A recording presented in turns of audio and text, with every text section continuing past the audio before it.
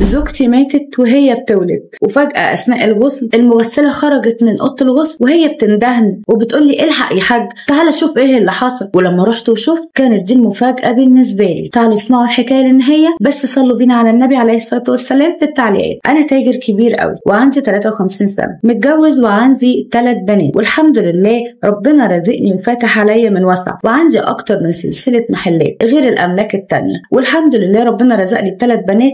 لكن كان ناقصني حاجة واحدة، وهو ان انا كان نفسي ان انا يبقى عندي ولد يشيل اسمي ويشيل الحمل من بعدي، وكمان هو يمسك كل حاجة في شغلي ويشيل من بعدي. وطبعا دي كانت امنيتي، لكن ربنا ما رزقنيش بولد.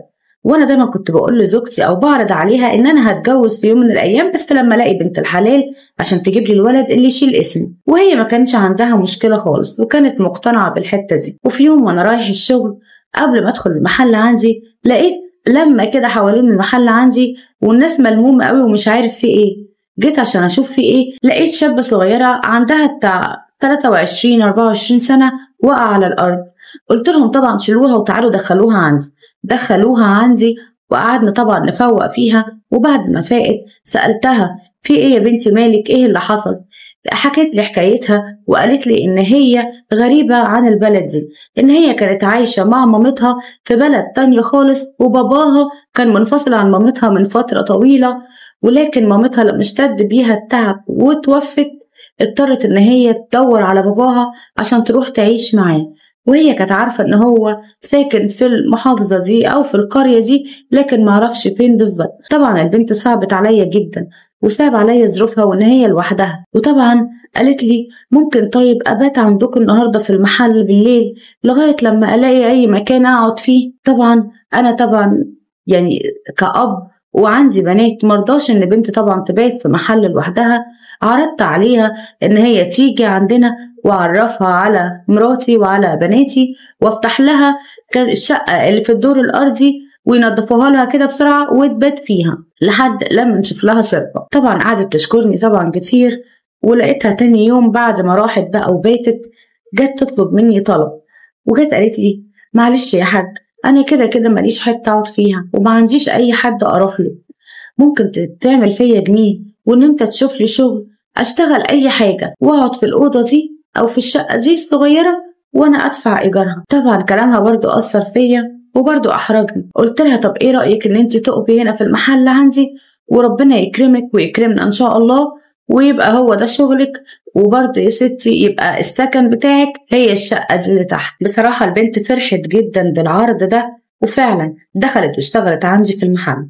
وبعد كده بعد ما خلصت شغلها كانت قاعدة بتحكي معايا عشان أعرف بقى إيه تفاصيل حياتها وإيه اللي جرالها. وطبعا حكيت لي قصة حياتها كلها وإزاي إن هي عانت من صغرها من إن باباها سابهم وكانت مع مامتها لوحدها، ومامتها طبعا كانت هي اللي بترعاها وهي اللي بتعولها لحد لما البنت كبرت واشتغلت وبقت تصرف هي كمان على مامتها.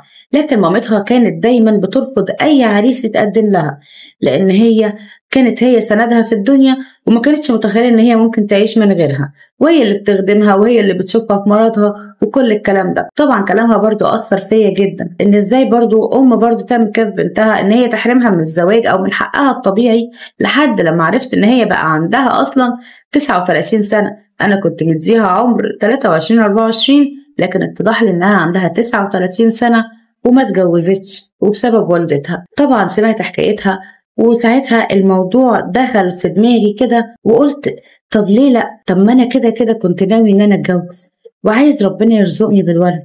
طب ما البنت هي كويسة وبنت حلال وطيبة وملهاش حد وهتبقى في طوعي وتحت جناحي وهتعيش معايا في نفس البيت اللي هي فيه. وفكرت ان انا اعرض عليها ان انا اتجوزها وان هي دي اللي تجيب لي الولد. وفعلا فكرت وقررت وكلمتها وعرضت عليها الموضوع. البنت بصراحة ما قالتش أي حاجة، طبعا ما قالتش حاجة غير إن هي كانت بتدعيلي على كل اللي عملته معاها، وقالت لي إن عمري يا حاج ما هلاقي حد زيك ولا في طيبتك ولا في أخلاقك، بس على شرط إن مراتك لازم تبقى عارفة. قلت لها طبعا مراتي عارفة وعارفة، وانا المبدأ دوت عندنا من زمان وانا مقترح عليها الموضوع ده ان لما الاقي بنت الحلال هتجوزها عشان تجيب لي الولد. وطبعا انت شفتي مراتي وشفتي بناتي وتعرفتي عليهم وهم حبوكي قوي وهتعيشوا كويسين مع بعض وانا هفرش لك الشقه اللي تحت دي، هفرشها لك عفش من اول وجديد وزيك زيهم، وتبقي عروسه وعايشه وفي حالك، لكن ملكيش دعوه بحد ولا تختلطي بحد منعا لاي مشاكل. طبعا هي وافقت، وفعلا رحت عرضت الموضوع على زوجتي طبعا طول عمرها عارفه الموضوع ده وكانت موافقه عليه، لكن اول لما قلت لها حسيت ان وشها كده جاب الوان، وقالت لي طبعا يا حاج، طبعا مع حقك، عشان نجيب الولد حتى اللي يشيل الشيله والكلام ده كله. لكن معرفش كلامها ليه ما ريحنيش، حسيت ان هي من ورا قلبها ان هي مش فرحانه ولا هي موافقه على الموضوع، بس عدت الموضوع طبعا. وفعلا فرشت لها الشقه وتم الزواج واتجوزنا، وزي ما قلت لها خليكي في حالك وملكيش دعوه بحد. وفعلا كانت قاعده في حالها في بيتها وملهاش دعوه باي حد. كانوا هما البنات اللي ينزلوا يخبطوا عليها ويقولوا لها اطلعي اقعدي معانا شويه، وبناتي بصراحه كانوا بيعاملوها احسن معامله، ده اللي يظهر قدامي. لكن بعد كده اللي اتضح كان حاجه تانية خالص. مر شهر واتنين وما حصلش حمل، وانا استغربت قوي، يعني انا قلت دي اول ما هنتجوز هتحمل على طول، دي لسه صغيره. لكن وفي مره وانا بقلب في الدولاب كده واجيب حاجه، لقيت شريط برشام واقع على الارض. ببص على الشريط ده لقيته شريط منع الحمل. نادت لها بسرعه، قلت لها ايه الشريط ده وبتعملي بيه ايه؟ طبعا وشها برضو جاب الوان وقالت لي ده شريط منع الحمل يا حاج. قلت لها هو انت بتمنعي الحمل؟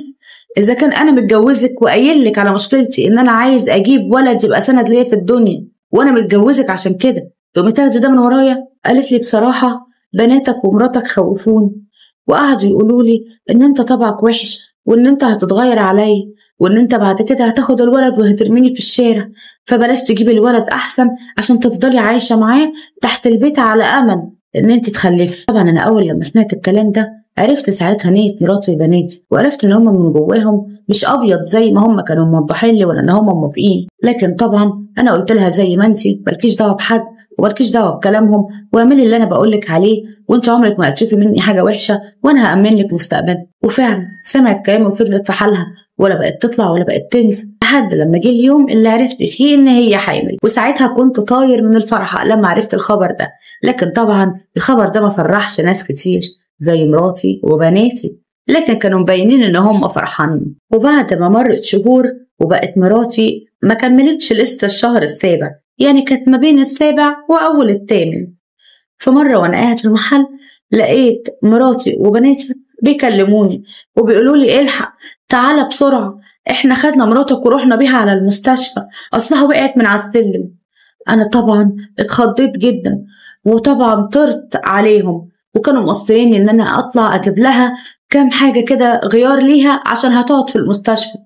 طبعا انا اتخضيت وطلعت على البيت، لكن لما جيت افتح باب الشقه لاحظت ان في زي ما يكون ماده لزجه او حاجه زي الزيت كده مدلوقه كده قصاد عتبه البيت او عند ناحيه السلم.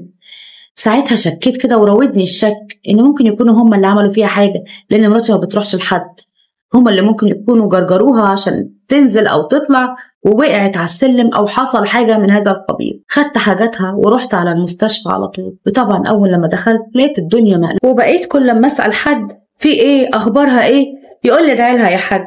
وسالت الدكتور وسالت مراتي، كلهم بيقولوا لي ان حالتها صعبه جدا وان هي بين الحياه والموت، وان كمان الجنين في خطر شويه. وانا فضلت عماله ادعي في ربنا وعماله اقول يا رب نجيها ونجيه، ده ابني ضنايا اللي كان نفسي افرح بيه، لان كمان احنا عرفنا ان هو كان ولد. طبعا ساعتها بقيت قاعد على اعصابي ومش عارفه افكر في حاجه. وفجاه دخلوا طبعا على اوضه العمليات وان هم كانوا لازم يعملوا عمليه ليها ضروري. طبعا دخلوا وبعد ما اتاخروا لقيت الدكتور خارج ووشه مش مبين عليه خير.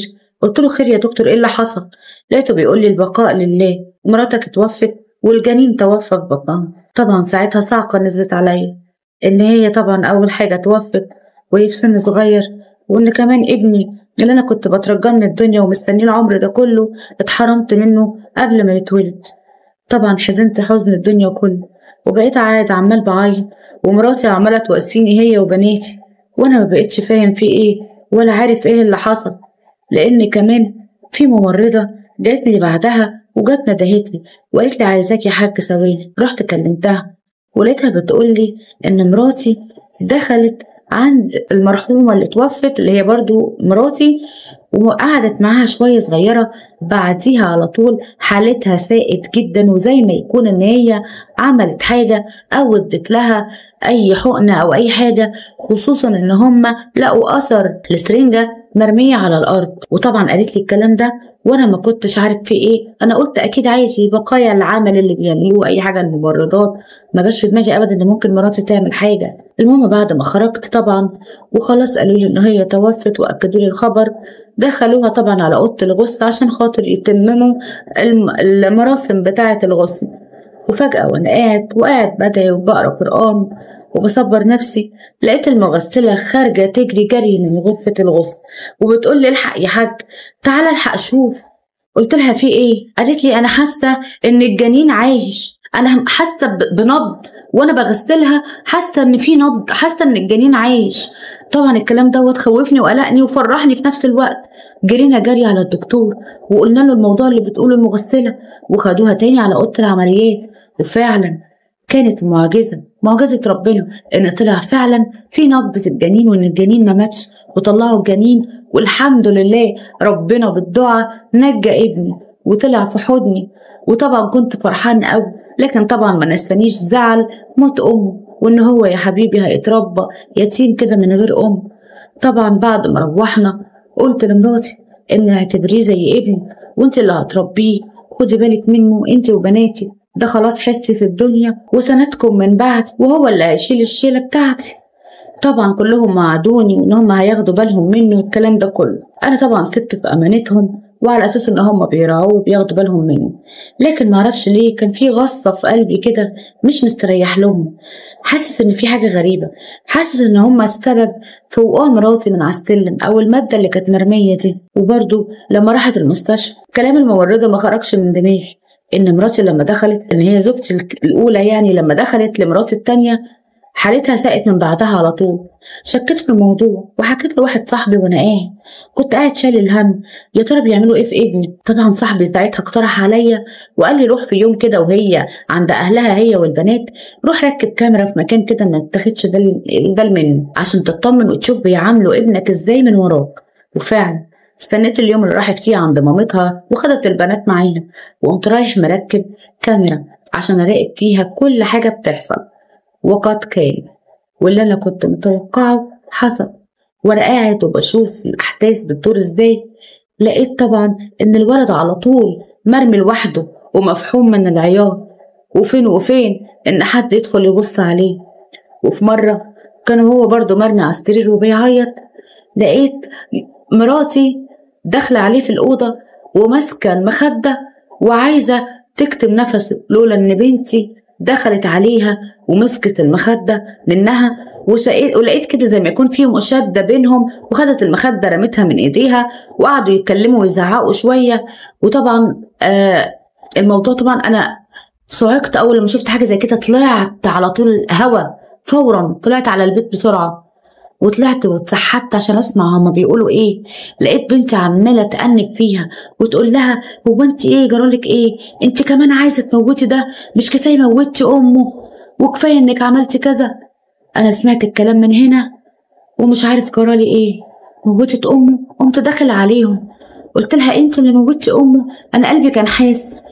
طبعا البنت ساعتها انهارت ومراتي كمان انهارت، واعترفت لي هي وبنتي ان هم كانوا خايفين قوي ان الولد ده ينسيه بناته، وان هو يكتب كل حاجه لابنه، وانه يكتب كل حاجه وياخد كل حاجه بعد الصبر والشقه ده كله، وفي الاخر يجي هو اللي يلم كل حاجه وياخد حق بناتي. اعترفوا لي طبعا ان هم اللي كانوا دالقين الماده السائله اللي كانت على السلم، واعترفت لي ان هي اللي طبعا هي اللي دخلت ودت حقنه حطتها في المحلول اللي كان متعلق لها، وكان هو ده سبب الحاله اللي حصلت لها، وكانت هي سبب وفاتها.